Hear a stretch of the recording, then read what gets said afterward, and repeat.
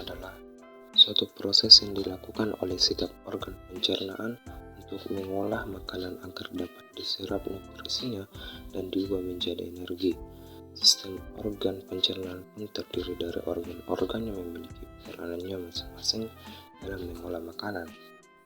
Terdapat 10 macam organ sistem pencernaan manusia, yaitu mulut, tenggorokan atau faring, kerongkongan atau esofagus, lambung, pankreas, hati, empedu, usus halus, usus besar, dan anus.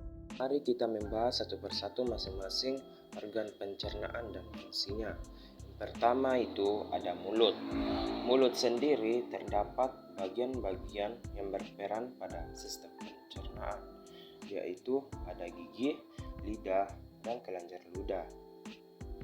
Mulut berfungsi sebagai tempat masuknya makanan dan dimulainya proses pencernaan, dikarenakan di dalam mulut terjadi pencernaan secara mekanik oleh gigi dan pencernaan kimiawi oleh enzim amilase. Gigi berfungsi untuk menghancurkan makanan menjadi ukuran yang lebih kecil, sehingga memudahkan enzim amilase bekerja. Enzim amilase lalu akan menguraikan kandungan pati atau amilum dalam makanan menjadi gula sederhana yang dapat diserap oleh tubuh. Enzim amilase diproduksi oleh kelenjar ludah. Selain itu, di mulut juga ada lidah yang akan mengaduk makanan sehingga bisa bercampur dengan enzim amilase.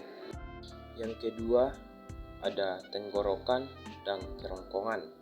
Tenggorokan atau faring merupakan saluran pencernaan yang menghubungkan rongga mulut ke kerongkongan atau esofagus.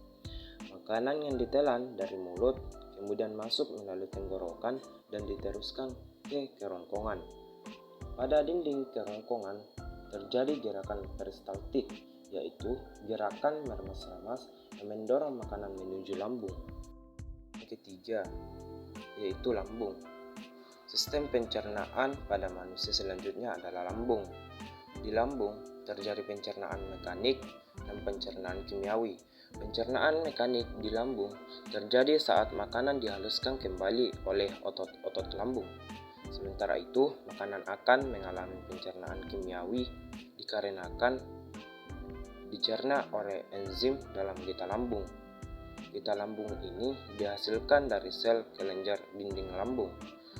Getah lambung terdiri dari pepsin yang berfungsi sebagai memecah protein menjadi asam amino. Yang kedua itu ada renin. Renin berfungsi sebagai mengubah protein menjadi kasein.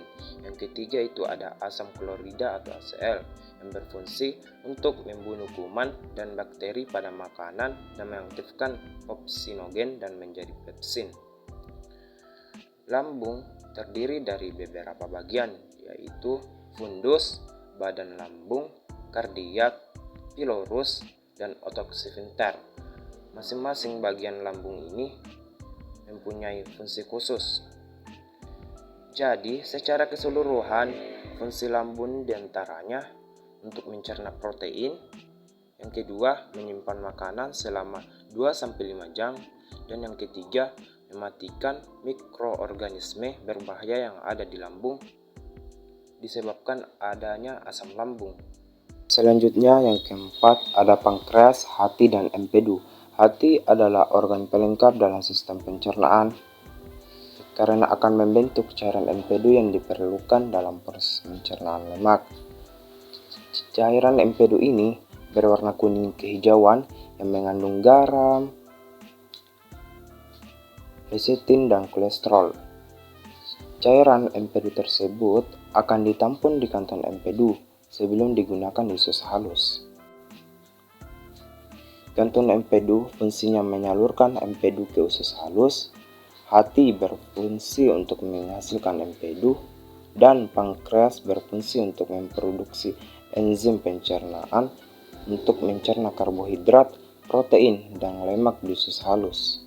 Selanjutnya yang kelima, usus halus. Usus halus merupakan organ pencernaan yang terletak di antara lambung dan usus besar. Bentuknya berupa saluran dengan panjang sekitar 670 cm sampai 760 cm. Usus halus bisa dibedakan lagi menjadi 3 bagian, yaitu duodenum, jejunum, dan ileum. Duodenum atau usus 12 jari berfungsi sebagai tempat pencernaan makanan secara kimiawi.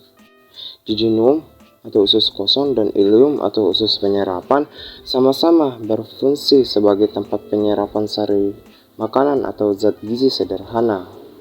Selanjutnya yang keenam, usus besar. Usus besar adalah organ pencernaan yang terhubung dengan usus halus. Sisa makanan yang tidak bisa dicerna dan diserap oleh tubuh lalu akan diteruskan ke usus besar. Usus besar berfungsi untuk membusukkan sisa-sisa makanan yang tidak dapat diserap oleh tubuh dan mengubahnya menjadi feses dengan dibantu oleh bakteri Escherichia coli.